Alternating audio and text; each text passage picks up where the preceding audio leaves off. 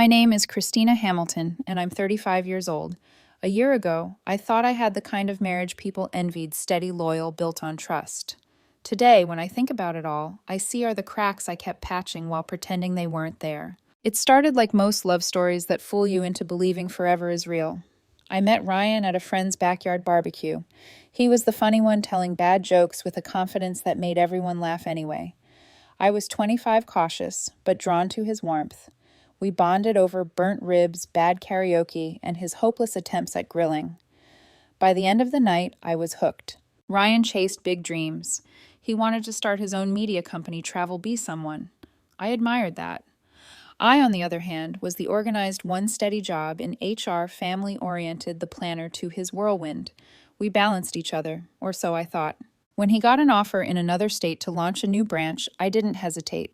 I left my stable career, took a pay cut for a remote position, and followed him. Love means compromise, I told myself. Except in our story, compromise slowly became a one-way street. I did everything, handled the bills, made sure our dog Cooper got his walks, kept the house running while he chased deadlines. When he came home tired, I had dinner ready, listening to him complain about clients who didn't get his vision. I didn't mind. I thought that's what partners do, carry each other when one stumbles. But somewhere along the line, Ryan stopped stumbling. He started drifting. It was subtle at first. He'd scroll his phone through dinner, smiling at messages he wouldn't share. When I asked what was so funny, he'd shrug it off. Just a meme from an old friend. Then came the nights he worked late, coming home with a faint trace of perfume that wasn't mine. I told myself not to be paranoid. He'd never cheat. We were solid. Except we weren't. He started bringing up his college years again, stories about the good old days, names I didn't know. One name came up more than the rest, Melissa. Apparently she was his best friend in college, the one who understood him better than anyone. He'd laugh about how wild they were back then, how they once got lost driving to a music festival and ended up sleeping in the car under the stars. Every time he said her name, there was a softness in his voice I hadn't heard in years. I ignored the alarm bells. After all, Melissa was just part of his past. Until one Friday evening when his past decided to crash into my present. It was a quiet night. The city lights outside our apartment flickered softly against the window. Cooper was curled up on the rug.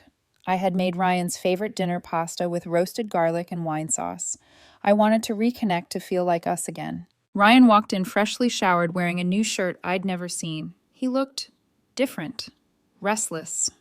He sat at the table, pushing food around his plate like it offended him. Then casually, as if he was commenting on the weather, he said, "Melissa's in town. She's staying at the Royalton downtown. I'm going to see her tonight." I blinked. "You mean for coffee?" He met my eyes, steady, almost rehearsed.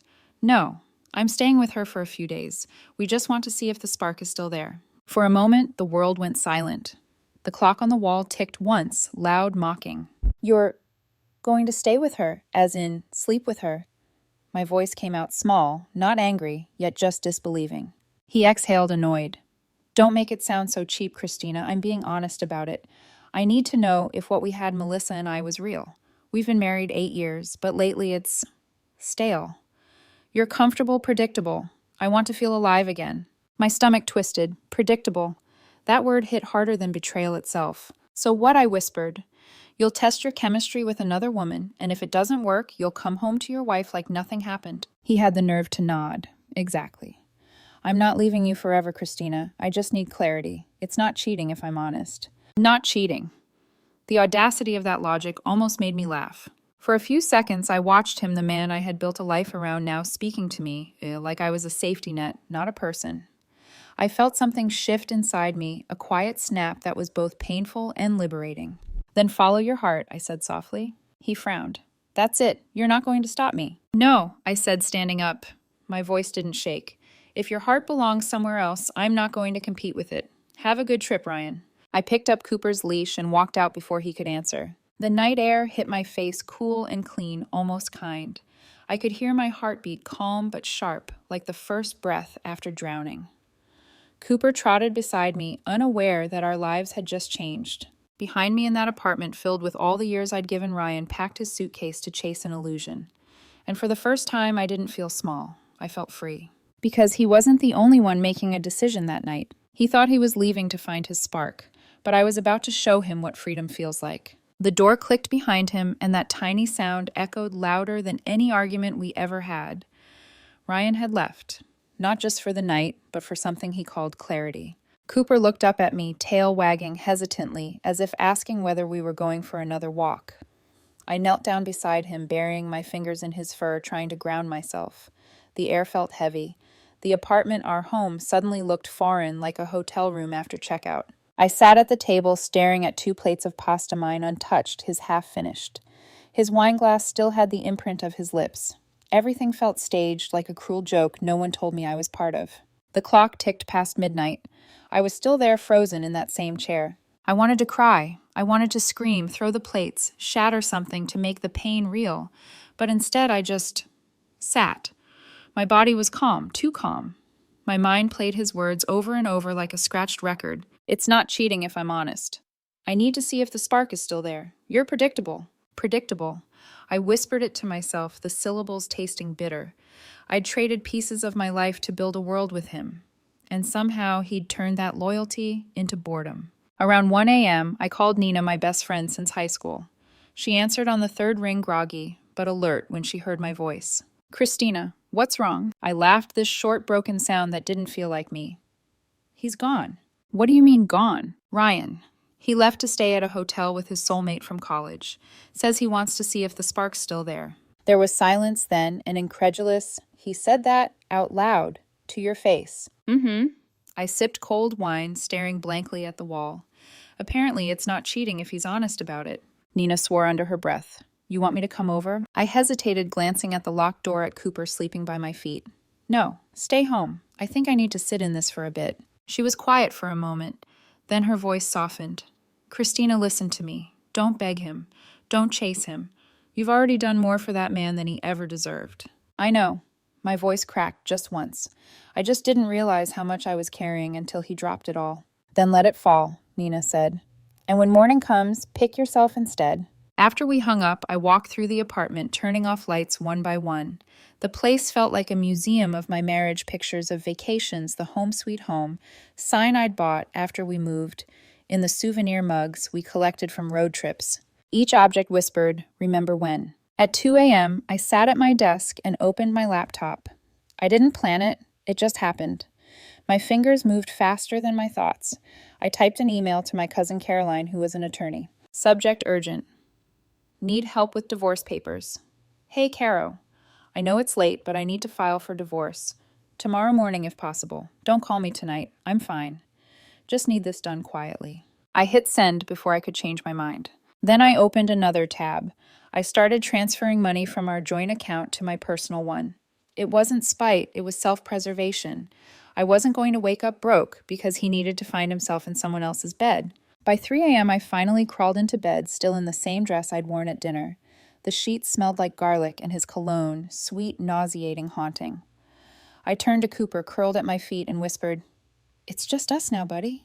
He wagged his tail once and sighed. Morning came quietly. The sunlight through the blinds felt cruel, too warm for a house that had gone cold. I made coffee. I didn't drink, opened the window, and stared at the street below. It was strange how the world just kept moving. People went to work. Kids waited for buses. Birds sang like nothing had happened. At exactly 10:17 a.m., Caroline texted. Filed. Process server will deliver the papers today. You sure you don't want to talk first? I replied. I'm sure. A strange peace settled over me. It wasn't happiness. It wasn't even relief. It was quiet power. The kind that comes when you finally stop waiting for someone to choose you. That afternoon, I parked my car 2 blocks from the Royalton Hotel. I didn't know why I needed to see it happen. Maybe closure, maybe proof that I wasn't imagining all of this. Through the wide glass doors, I could see Ryan at the front desk checking in. Melissa was beside him, tall blonde, her laugh a little too loud. She touched his arm like she owned it. He looked proud. A lump rose in my throat, but I didn't look away. Then a man in a gray suit walked past me and entered the hotel lobby, a thick envelope in hand. He approached the front desk, said Ryan's name, and handed him the papers. I saw Ryan's face freeze. Melissa frowned. The clerk looked awkward. The man in gray nodded once, turned and left. Process served. I exhaled slowly, gripping the steering wheel. Somewhere inside, Ryan was probably shouting, confused, calling it overreaction or drama, but I didn't care. He could call it whatever he wanted. I just called it done. As I drove away, the hotel shrank in my rearview mirror until it disappeared completely. That night, I poured the leftover wine into the sink, washed the dishes, and fed Cooper. The apartment was still quiet, but this time the silence didn't feel like loss. It felt like space. For the first time in years, it was mine. He thought I'd sit and wait while he searched for a spark. But by the time he realized what he'd lost, I'd already lit my own fire. The next few weeks felt like waking up after a long illness, everything a little blurry, fragile, but alive. Ryan never came home. Not that I expected him to.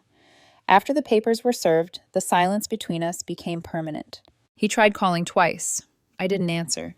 He left a voicemail, the second time a half-hearted attempt at logic. Christina, come on. Divorce. That's extreme. I just needed space. You're overreacting. Overreacting. That word sealed everything.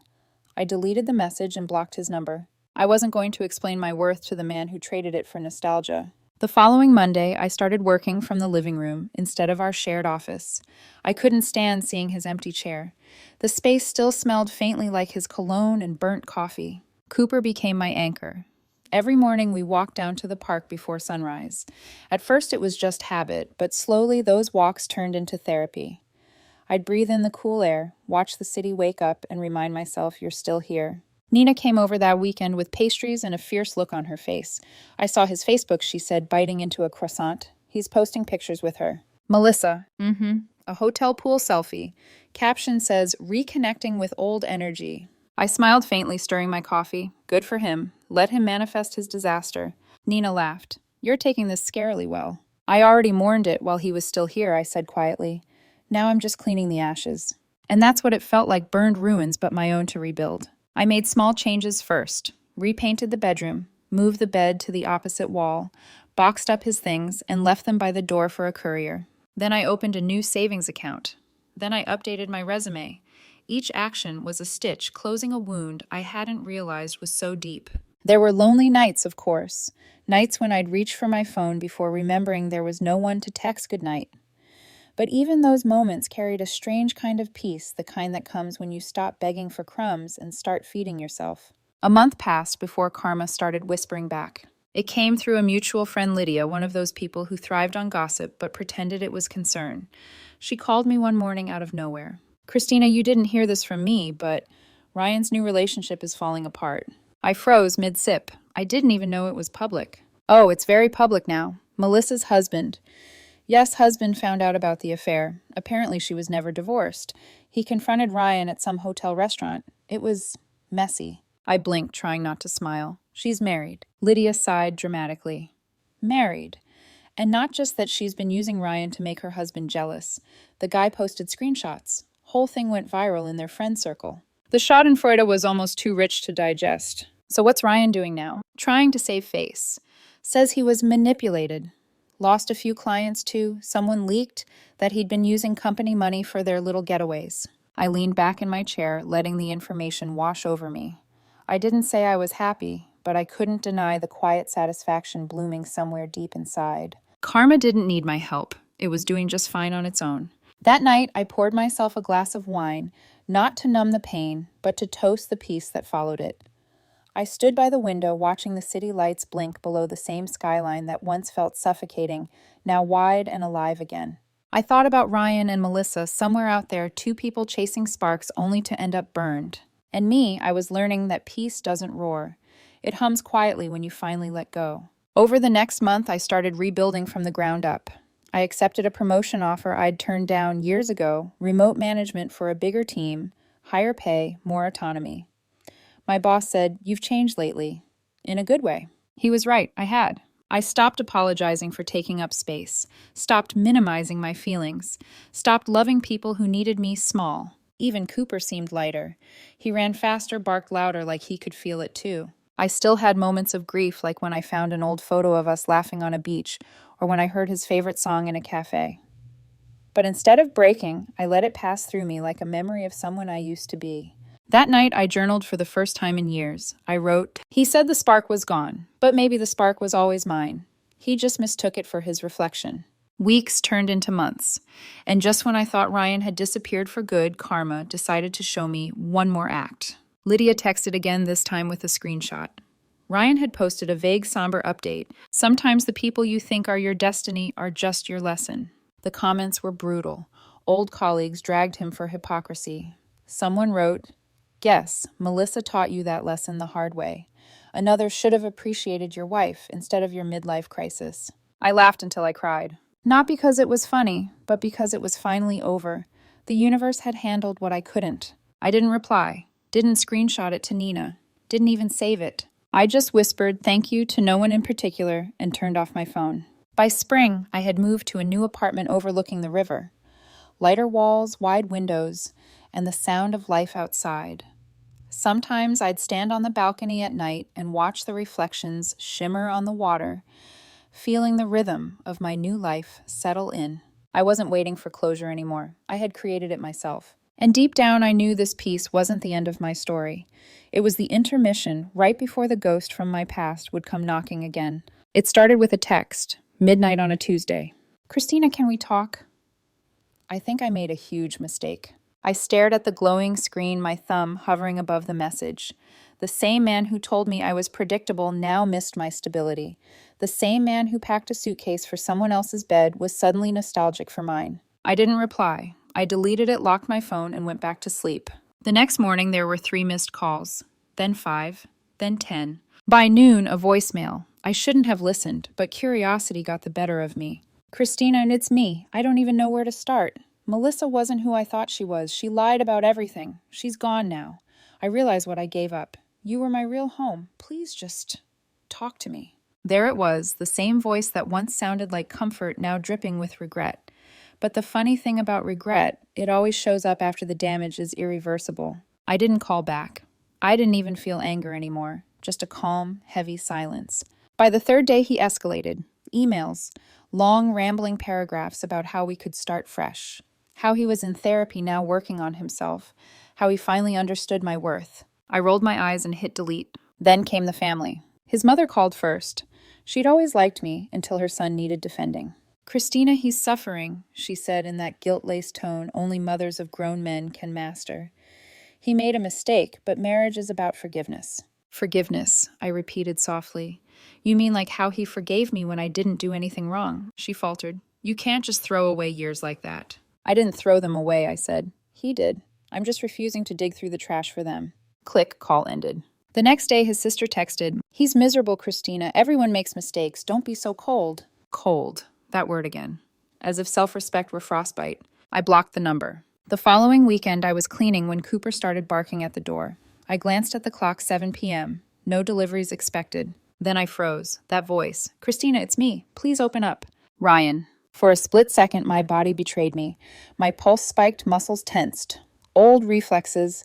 Then logic took over. I walked calmly to the door, unlocked the chain, and opened it just enough to see him. He looked nothing like the man I married. His once pressed shirts replaced by wrinkled sweats. His hair unkempt, his face tired pale. He was holding a cardboard box stuffed from our old apartment. "Hey," he said, forcing a shaky smile. "Thought I should return these." I crossed my arms. "You could have mailed them." "I needed to see you," he said, quickly stepping closer. "Please, Christina, just let me explain." Explain what I asked, my voice steady. That the fantasy wasn't as exciting as you hoped, that the spark burned out faster than you thought it would. His shoulders slumped. "I messed up. Melissa lied about everything. She's married broke and she used me. I lost my job. My reputation's trashed. But I don't care about that. I just want you back." I almost laughed. "You don't care that your life fell apart." "Of course you don't. You expect me to rebuild it for you like I always did." "That's not fair," he said, his voice cracking. "I loved you. I still do." I took a slow breath. "Then why did you leave?" He hesitated. "I thought I was missing something. I thought passion was supposed to feel different." I stepped closer, eyes cold but calm. "You were missing something, Ryan." "Gratitude." He blinked. "Christina, please. You said our marriage was stale, that I was predictable. Do you have any idea how cruel that was? I sacrificed everything to build a life around you, and you called it boring. You don't get to crawl back because your adventure turned into a nightmare." His voice cracked, desperate now. "I'm begging you. I'll go to therapy. I'll prove it. Just don't throw us away." "Us," I whispered. "There's no us. You killed that the night you packed your suitcase." Tears welled in his eyes. He reached out, fingers trembling. "You can't mean that." I stepped back, closing the door halfway. I do. You didn't lose me, Ryan. You gave me away. The click of the lock was the loudest sound in the world. He pounded once, twice. Fine. Be alone. Then he shouted, voice muffled. You'll regret this, Christina. You're nothing without me. I leaned my forehead against the cool wood and whispered, that's where you're wrong. The knocking stopped eventually. The hallway went silent. I didn't cry. I didn't tremble. Instead, I picked up Cooper, sat on the couch, and let the peace settle in. That night, I slept like I hadn't in months. But Ryan wasn't done trying. Over the next few weeks, he tried everything. Emails, mutual friends, fake emergencies. Each attempt more pathetic than the last. One message read, I miss the smell of your coffee in the mornings. Another, I can't believe you've turned into this person. You used to have empathy. I didn't respond to any of them. Because empathy without boundaries isn't kindness, it's self-destruction. When he realized I wasn't budging, his tone changed. The pleading stopped. The guilt-tripping started. I hope you're happy ruining 2 lives. My mom's sick over this. You should be ashamed. You'll see. No one else will ever love you like I did. He was right, no one would love me like that. Because what he called love, I called possession. A few weeks later, Nina came over again.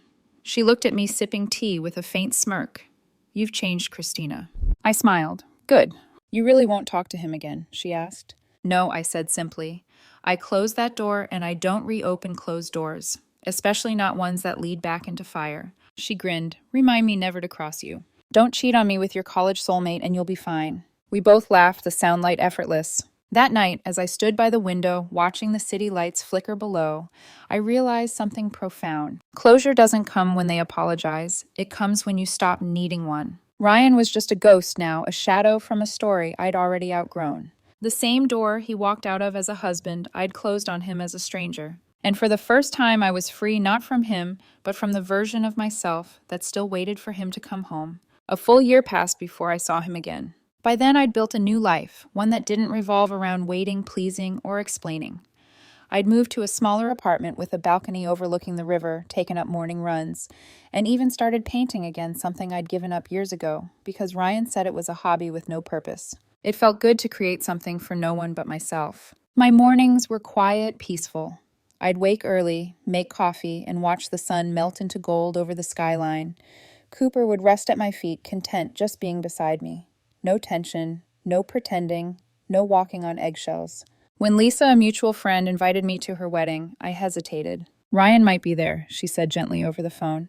But you should come. You deserve to live freely, not hide from ghosts. She was right. I wasn't scared of him anymore. I wasn't angry either. I was indifferent. And indifference, I'd learned, is colder than hate. It's liberation disguised as calm. So I went. The venue was beautiful, a garden strung with fairy lights and soft music. The scent of jasmine hung in the air as guests laughed and clinked glasses. I arrived in a deep emerald dress, my hair pinned up loosely. Cooper temporarily at a sitter's. A few familiar faces turned surprised to see me. I smiled politely and took my seat near the back, content to observe. Halfway through the reception, I spotted him. Ryan. He was standing alone near the bar. Suit slightly rumpled, eyes tired. There was a weight to him that hadn't been there before, an exhaustion that no apology could mask. When our eyes met, he froze. Then slowly, he started walking toward me. Christina, he said softly when he reached me. You look, amazing. Thank you, I replied coolly. You look alive. He gave a short, awkward laugh. Fair. There was a beat of silence. He looked down, then back at me with pleading eyes. Can we talk privately? I glanced at the crowd, people chatting, music playing, laughter drifting. Here's fine. He hesitated, then nodded.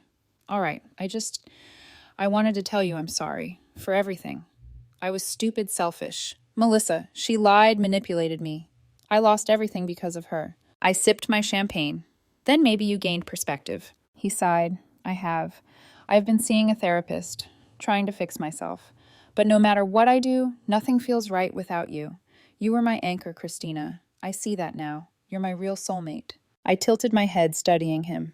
That's interesting, I said, because a year ago you said Melissa was your soulmate. You just needed to see if the spark was still there. How's that working out? He winced, his voice lowering. Please don't be cruel. I'm being honest. Honesty, I said, leaning in slightly. Ryan, you don't get points for being honest about betrayal. You just get to live with the consequences. He swallowed hard. I am begging you. Give me a chance to make things right. I'll do whatever it takes. We can start fresh." I looked him straight in the eye. There's no fresh start for something that rotted from the inside. For a moment, neither of us spoke. The music swelled behind us, couples swaying under the lights. His hands trembled slightly. "You've changed," he said finally, almost bitterly. "You're cold now, heartless." I smiled faintly. "No, just healed." His voice rose. "You don't even care 8 years together, and you act like I never mattered." I took a slow breath, my tone even. "You mattered. Once. But the person who loved you died the night you packed that suitcase. I buried her. I don't mourn her anymore." He looked at me like he didn't recognize me. Maybe because finally I didn't flinch, didn't soften. Just then, a voice called from across the garden. "Christina." I turned. Robert, the man I'd been quietly seeing for a few months, was waving from near the dessert table. He was gentle, steady, a photographer with kind eyes and no need to fix or dominate anyone. The opposite of Ryan in every way. Ryan followed my gaze, his jaw tightened. "So that's him." "Yes," I said simply. "He looks boring." I smiled, setting down my glass. "Stable doesn't mean boring, Ryan. It means peaceful. You should try it sometime." I walked past him, each step light, certain. Robert reached for my hand, and when our fingers intertwined, something in me finally settled. Behind me, I heard Ryan's voice break through the music, angry, hollow. "You'll regret this." I didn't turn around, because the only regret left in that garden wasn't mine. Later that night, Robert and I stood by the river behind the venue, the lights reflecting on the dark water. He looked at me thoughtfully. "Old flame?" he asked. "Extinguished," I said softly. He smiled. "Good. I like you better as fire." I laughed, a real laugh this time, and for a fleeting moment I realized how far I'd come. Not every story ends with revenge or reconciliation. Some just end with peace. And sometimes peace is the loudest victory of all. A few months later, I got the final notice from my lawyer. The divorce was officially complete.